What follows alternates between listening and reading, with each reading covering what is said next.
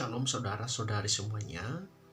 Senang bertemu dengan saudara semua dalam renungan pagi ini.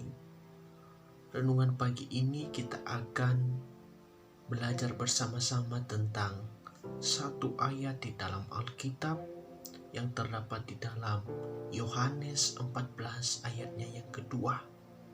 Kita sudah tahu bahwa ayat ini berbicara tentang rumah yang disediakan oleh Kristus bagi orang-orang percaya.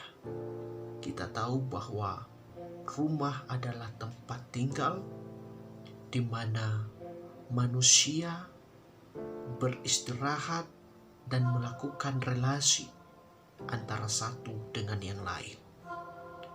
Namun rumah tidak hanya kita batasi dalam pemaknaan itu. Saya tarik makna yang sangat dalam tentang rumah ini ketika kita mengaitkannya kepada Kristus. Rumah adalah tempat berdiam, tempat memulai dan mengakhiri aktivitas. Ketika seseorang bangun pagi, ia pergi bekerja, ia memulai aktivitasnya, dan ketika ia pulang, ia ke rumah beristirahat dan selanjutnya. Jadi manusia tidak pernah terlepas dari yang namanya tempat tinggal atau tempat dia beristirahat. Demikian juga hidup kita, bahwa sebenarnya ketika kita memulai dan mengakhiri sesuatu, haruslah itu berkaitan dengan Kristus. Ketika kita memulai atau mengakhiri sesuatu, biarlah itu menjadi kemuliaan Kristus. Sebab Kristus adalah rumah rohani bagi kita orang percaya. Tempat kita berdiam, tempat kita berteduh, tempat kita menerima perlindungan yang daripada Dia.